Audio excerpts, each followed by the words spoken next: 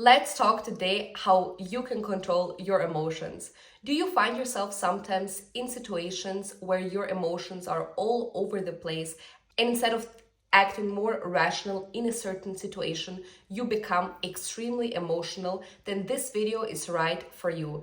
Because 90% of life is how you respond in certain situation, and that's all about being an emotional intelligent person. Mastering the art of controlling your emotions through emotional intelligence is the key to a happy and successful life, because there is nothing stronger than a person who has high emotional intelligence, and there's nothing more powerful than a person who can actually control their emotions and not whose emotions control the person. As everything else in life, it takes time, effort, and practice to get there. Hi, my name is Rebecca, and welcome back to my YouTube channel. If you do not have your emotions under your control, your emotions will dominate all spheres in your life, whether that's a relationship, whether that's a friendship, whether that's your career. Because when your emotions have control over you and you don't have control over your own emotions, then you're also most likely to do things that you will regret in the long run, and you might say things that you actually do not mean. However, when you are able to control your emotions and how you react in a certain situation, not only are you the one being dominant over your own emotions and you have control of your own life, but you're also being able to create space for effective communication where you can solve an issue in proportion to the problem that you're having. However, when you do not have your emotions under control, you become disproportionate, and sometimes you might make a problem bigger than it is. Because if you would have communicated it in an effective way, you might have also realized that maybe some of the problems that you're having with someone are not as big as you make them to be. A lot of problems come from overreacting, and trust me, you can avoid a lot of problems when you avoid overreacting in certain situations. Once you realize that you are getting emotional and you are not thinking clearly anymore, the first step that you need to take is to acknowledge that this is happening to you, that your emotions are dominating yourself. And that's why you need to take a step back, process your emotions, and slow down. Because when you're able to slow down and actually think what is happening, you will become more calm. And when you become more calm, you will not overwhelm yourself and you are able to find a solution in the most effective way. However, when you overreact and you become super emotional in a certain situation, you will never find a clear solution that will satisfy you. Do not say something when you're angry, because when you're angry and you're venting at a person, you might actually say things that you will regret in the long run, and it will not help the cause of the problem. If anything, the situation will most likely more escalate. So what you should do when you're feeling that you are having an emotional reaction where you do not have your emotions under control, just say to the person that you need 10 to 15 minutes to calm down, to think about it, and then you can come back together once you two have processed your emotions and talk about it. Because like that, you're being calm and nothing is getting out of proportion. However, when a person starts arguing with you and you argue back with the person, it will bring you nowhere. The only thing that it will do to you is drain your own energy and time, and it will not be an effective communication. Having said that, before diving into all the ways how you can control your emotions and manage your feelings better, let me first break down to you what emotional intelligence is and how you can differentiate an emotional intelligent person from a person with low intelligence. Emotional intelligence, in essence, is all about how you respond in certain situations without compromising on your morals and values. It's all about understanding and managing your own emotions, however, understanding at the same time that the way you react can impact others and cause them to feel in a certain way. And if you respond negatively in a certain situation, this is your responsibility, because your words are your power. And if you hurt another person through what you are saying, the way the other person feels is obviously a consequence of your action and what you have said. So always be extremely careful what you are saying. Always think before you speak. What you need to understand is that we're all human, and of course we might have at some point a sad emotion, a negative one, and it's good to have all spectrum of emotions from positive to negative, because if you never experience sadness, you will also never know what true happiness feels like. And instead of getting rid of your negative emotions, start to acknowledge them and deal with them in the most effective way, so you can find the best solution in the certain situation where you find yourself in.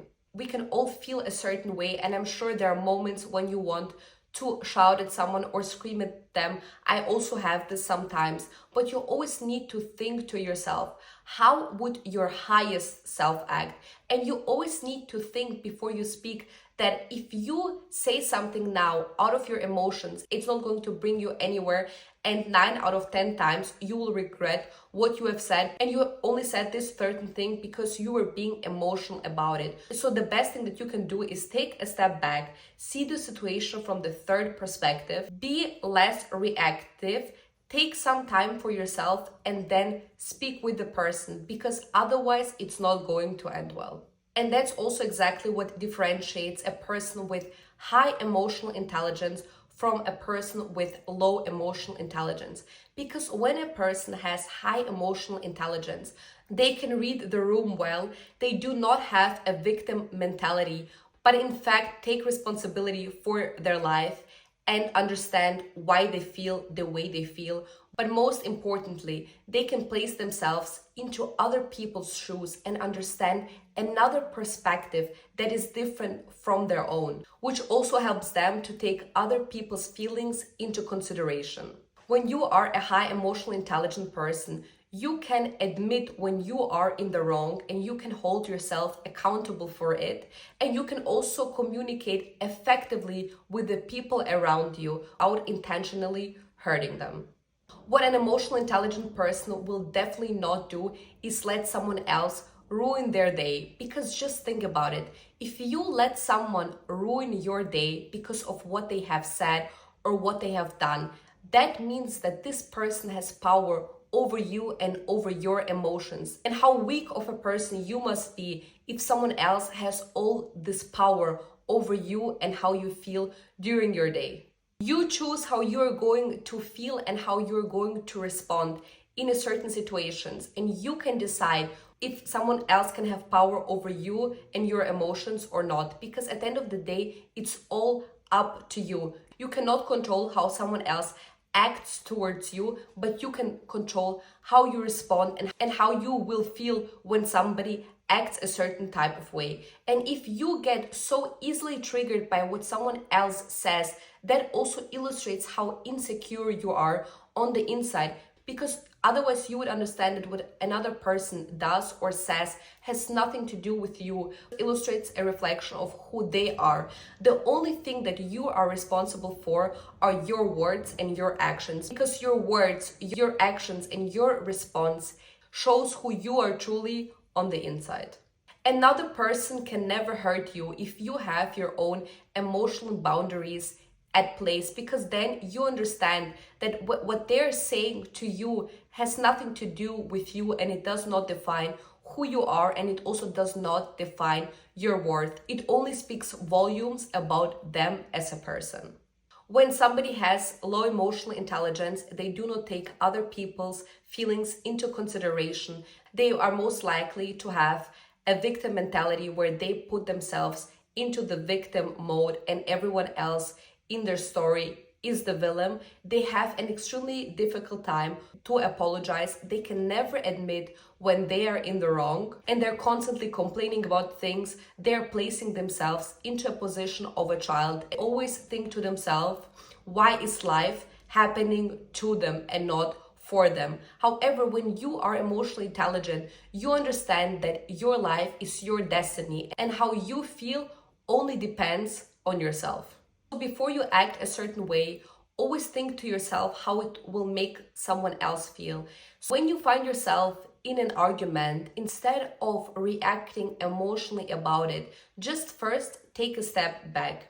I'm myself a very emotional person, and I used to respond super aggressively, scream at people until I understood that this will not bring me anywhere, because this person is not going to listen to me, and if anything, they will just get more heated and we will not find a compromise or a solution either way. So what I personally like to do is take a deep breath in and out and just take a step back for a moment and observe the situation from a third person if I wouldn't be involved in the situation. And that will also make you realize that it's not as dramatic as it needs to be, and you just need to calm yourself down for a second. When you find yourself in an argument with someone and this other person is screaming at you, saying things, do not take those things so personal, and instead give the person the benefit of the doubt and understand that this person is not trying to hurt you, but they're just overreacting in the moment. So just try to understand them, because if a person screams at you or is trying to hurt you or is saying hurtful things and you are responding to it and you're also throwing hurtful things at them, shady comments, this does not make you a bigger person. It just illustrates that you are as low as they are. Because if you would be emotionally intelligent, why would you respond to someone whose words are just showing you how the person feels on the inside? Never lower yourself to their level, and do not give the other person the power to react towards you. Because if the person is shouting at you or saying something and you respond back to them, they know basically that they have the power, because otherwise you would not even respond so emotionally in the first place. You only have an emotional reaction if it triggers you what another person has said. However, when a person screams at you, but you don't have any reaction and you're being super calm, this person will start thinking to themselves, oh shit, why am I acting so crazy? So the next time you find yourself in a situation when another person is screaming at you or you feel the need to scream back at them, just think to yourself, how would my highest self act? Will it serve me if I respond to them now? And the answer is definitely no. What you should do is just be silent. And I'm not saying that you should give the person silent treatment, because that's different, but you just need to be silent, process your emotions, and talk to the person once you're ready. Because when both of you are extremely heated, you cannot come to the root of the problem, because your emotions have control over you. And if that is the case and you do not recognize the root of where the problem lies, you will also never be able to find a solution. It will leave you nowhere, and you will leave this argument extremely unsatisfied. And sometimes you will also realize that when you don't respond to people and you think and process your emotions, sometimes you also realize, this person isn't even worth it. Why do I need to give them my time of the day? Especially when you're arguing with a person that you don't care about. Imagine you're getting into an argument with a person that doesn't mean anything to you. Why would you argue with them? It's completely unnecessary, because then you also realize that some people are not even worth the time of your day. With that, I'm already coming to my next point, that the way you act and respond in certain situations, that will multiply for you in the long run. If you are the person that makes jokes or throws shady comments, then chances are that you're going to receive bad karma, and you're going to multiply this into your life, because you're showing, first of all, to yourself how miserable you are. Because if you would be actually happy and you would have a happy life, you would never need to bring someone else down by trying to hurt them through inappropriate jokes, shady comments in general. And if the other person is doing that, instead of being angry about it, have some pity for them, because that just shows how miserable they are as a person. It does not speak anything about yourself. Also, the biggest problem with shady comments or inappropriate jokes is that you never know how the person is truly feeling on the inside and what they're dealing with, because you also need to understand that your words have power. And once these words come out of your mouth and they hurt another person, you are responsible for it because you could have avoided this whole situation in the first place. Then the question arises, do you really want to be the person that triggers someone else so much and pushes them over their edge? Because life is a boomerang, and whatever you give out, you will receive 10 times in return. And if you say something that hurts another person and you are also aware that it is going to hurt them, you must be able to live with the consequences that this can come back to you real quick.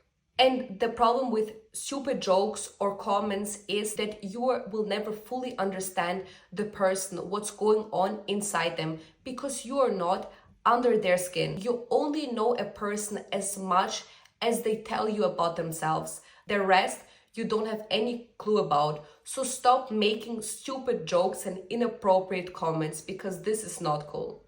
So now let's talk about how you can master your emotions better. And the answer, of course, is that it all starts within yourself and the self-image that you have. How you think, feel, believe is also what you're going to experience in your life, because that's the frequencies that you're operating on.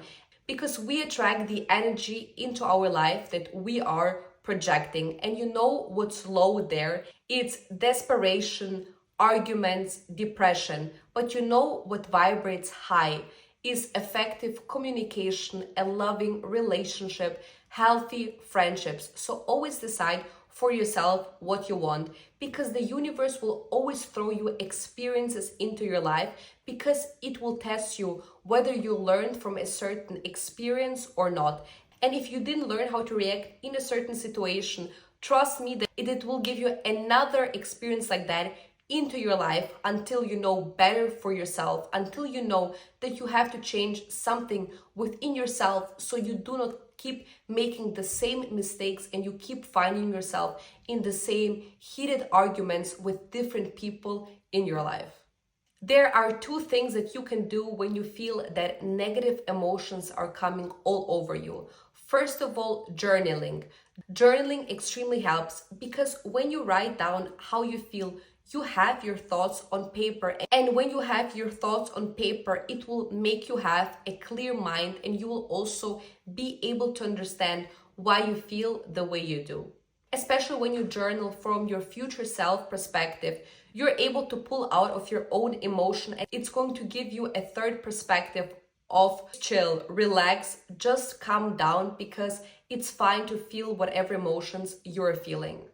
Another thing that you can do if you do not feel like writing your emotions down on paper, you can also go on your audio app on the phone and pretend as if you're making an audio to your friend, where you're basically telling how you feel and you're just saying whatever you want to say. Because a lot of people do this mistake that they don't want to confront themselves, they're not able to deal with themselves, and they vent on their friend about the same situation over and over again. And trust me, if you go to your friend and you reminisce about the same situation that bothered you 10 times, it's not going to help you nor your friend. Because first of all, your friend, if she's a true friend, will tell you that she's not your therapist. She already gave you her response, and by you telling it to her the 10th time, her response is not going to be any different. Because for you to make a change and to feel better in a certain situation and go out of the situation, you can only do that if you confront yourself. Because if your mindset doesn't change, the situation will also not change, because a person's opinion or another person's advice will not make you change how you feel on the inside, because only you can change how you feel on the inside in a certain situation that bothers you. Third of all, accept the way you feel and give yourself what the other person couldn't give you, because you're the closest person to yourself that you will ever have, and you need to be able to be your own therapist, because at the end of the day, no one is going to understand you better than yourself, and no one is going to know best what you need if it's not yourself. Depending on the circumstances, if something really bad happened or you are feeling really sad, what I personally like to do is take one day for myself, and I allow myself within this day to process my emotions, and after the 24 hours are over, I get up and I switch my mindset, because a lot of people love to romanticize being in sadness because it's like a guilty pleasure. You probably have that also sometimes when you're sad. You're listening to sad music and then you start to fantasize, to romanticize. But you need to understand that being in sadness for longer than a day or a week or months, that is not good. If anything, you're just more likely to become depressive and be in a depressive state of mind. Because then how you feel becomes a habit and you are responsible to break the habit. So after you had your day where you felt and processed your emotions, you need to have a wake-up call in your mind and know that now it's the time to wake the fuck up. You hit rock bottom and from here it can only go up. It doesn't matter what happened, how sad you are, you can always lift yourself up and you will continue living the same like you lived before this happened, or even better, because what you need to understand that whatever emotions you're feeling, even if you're being extremely sad, this emotion is just temporary. It does not determine how the rest of your life will go unless you make this negative emotion have all power over you. If you're having a small argument with someone and you know that you are in the wrong, you need to learn to acknowledge when you're in the wrong, and you need to be able to admit when you messed up, because you also need to understand that your mistakes do not define you, because we're all humans and we all learn and grow from our mistakes. And if anything, mistakes just help us to become a better version of ourselves. So there's nothing wrong of admitting when you are in the wrong. I myself am a very emotional person and I tend to overreact in certain situations. But at the end of the day, it's all about learning from them, admitting when you are in the wrong and acting differently the next time because you know better. The next tip is to learn to be grateful, especially when you are having a bad day or something does not go your way. Observe how you act in this day. Are you being ruthless? Do you blame other people for how you feel? Is it really what the person told you, or are you just having a bad day? Because in these moments, it's extremely important to show gratitude, because how you show up on your bad day will also determine how the rest of your day will go. Have you ever had it when something bad happened during your day, in the beginning of your day, and you were like, God damn it, why did this happen? And then you started to attract more events like that during your day, where one bad thing that happened during your day made your whole day be a bad one. That's because you let this small thing control your emotions, because you need to understand that it's not only to you when things happen like that. Every one of us experiences things that do not go the way we planned it to. But instead of blaming other people for you having a bad day, you need to understand that your bad day has nothing to do with them. And you being in a bad mood should not make you impact how other people feel, because your bad mood is your bad mood. Your bad mood should not influence other people to be in a bad mood because of you. Especially when things are not going your way, the universe is just testing you if you are able to unlock the next level of yourself. Because when you are experiencing something challenging, the universe is just testing you if you are ready for something bigger and better.